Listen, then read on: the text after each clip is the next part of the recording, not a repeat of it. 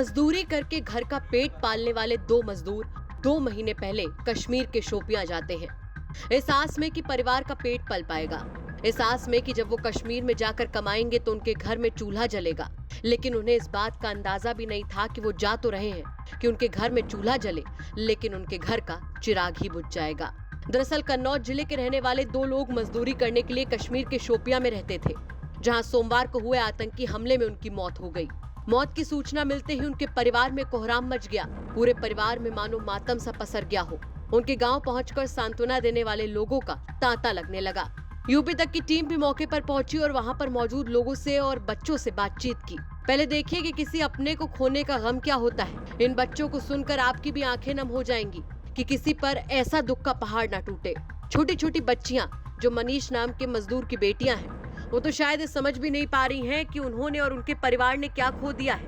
इनकी मासूमियत देखकर ही आपको अंदाजा हो जाएगा कि भगवान ने जिस वक्त पर उनके सिर से पिता का साया उठा लिया है, उन्हें अंदाजा भी नहीं है कि जिंदगी भर के लिए उन्होंने अपनी सबसे बेशकीमती चीज को खो दिया है।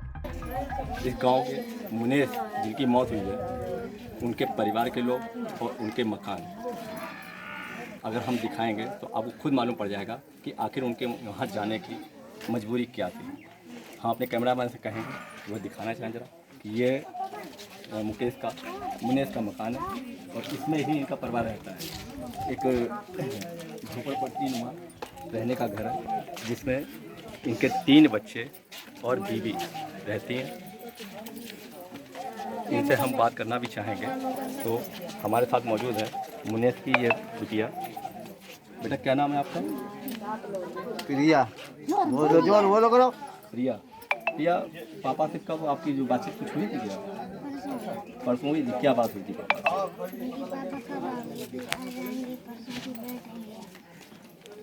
आज आने के लिए बोला। अच्छा नहीं लग रहा है तो भैया आ रहे हैं कि आ रहे हैं सेब लेकर आ रहे हैं। कब गए थे पापा? 2 महीने हो गए। और कोई बात नहीं थी पापा से? कब बात हुई थी? परसों।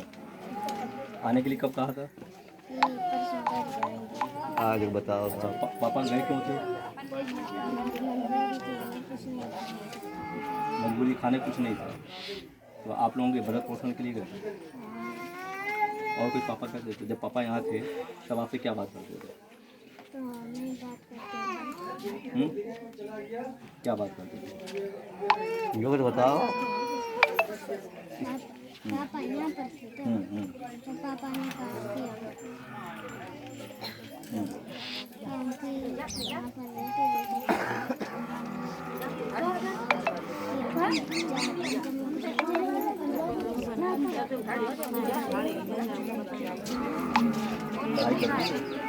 किस क्लास में? इनको बताओगे। अच्छा, 4 कौन से स्कूल में जाती है? प्राइवेट? सरकारी स्कूल? प्राइमरी में है ना। प्राइमरी। क्या नाम है बेटा आपका? प्रिया। प्रिया हमारे साथ मौजूद थी। प्रिया क्या नाम है बेटा? अनुष्का। किस क्लास पढ़ती हो? 5 में। पापा से बात हुई थी? नहीं हुई। कब गए थे पापा? 2 महीने हो गए। क्या कह के गए थे? बताइए जो काम करेंगे तो बताइए। जम्मू गए थे। क्या कह के गए थे? कमाई कब आने के लिए बोला था? कब बोला था? वहीं दूसरे मजदूर रामसागर के बेटे ने बताया कि उनके पिता से जब उनकी आखिरी बार बात हुई थी तो उन्होंने कहा था कि बेटा बस यहाँ का हिसाब हो जाए फिर घर लौट आएंगे। सेव का काम करने गए थे। कितने दिन पहले गए थे? 28 को गए थे, करीब 2 महीने हो गए। और कौन गया था उनके साथ? कम से कम 17 आदमी गए इनके साथ, पापा के साथ, और बाकी के गए 15-16 और गए हैं। तुम्हारे गांव के ही? गाँव के हैं कम से कम 35 लोग गए थे एक बार में। कैसे मालूम पड़ा? अभी क्या सूचना मिली? यही सूचना मिली, ये न्यूज पे आया था तब सूचना मिली। फिर मैंने फोन किया उनके पास, बोले कि घायल हैं वो है। फिर बाद में फोन किया कि खत्म हो गए। तो तुम्हारी कब कल आज से पहले फिर कब बात हुई थी? पहले आज से पहले परसों बात हुई थी क्या बात हुई थी? कि लल्ला बैठ जाएंगे तो हिसाब किताब हो जाए, जो काम किया है उसका हिसाब किताब हो जाए तब बैठ जाएंगे घर पे। यही हमने पूछा था कब आओगे। दरअसल कन्नौज के ठटिया थाना क्षेत्र के दन्नापुरवा गांव के रहने वाले 50 साल के रामसागर और 40 साल के मनीष कुमार परिवार का पेट पालने के लिए कश्मीर गए थे, जहां सोमवार की रात आतंकियों ने ग्रेनेड से हमला कर दिया। हमले के वक्त दोनों लोग मजदूरी कर रहे थे। उसी दौरान वो हमले का शिकार हो गए, जिससे मौके पर ही उनकी मौत हो गई। जैसे ही दोनों मजदूरों की मौत की सूचना उनके गांव और परिजनों को मिली, वैसे ही वो लोग बिलख पड़े।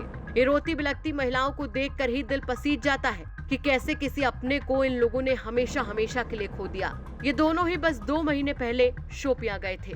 फिलहाल पूरे परिवार में मातम पसरा हुआ है और दिवाली पर दीप जलने की बजाय इन घर के सारे दीपक बुझ चुके हैं और सब यही मना रहे हैं कि इतना बड़ा दुख बर्दाश्त करने की भगवान इस परिवार को शक्ति दे। कन्नौज से नीरज श्रीवास्तव के साथ ब्यूरो रिपोर्ट यूपी तक।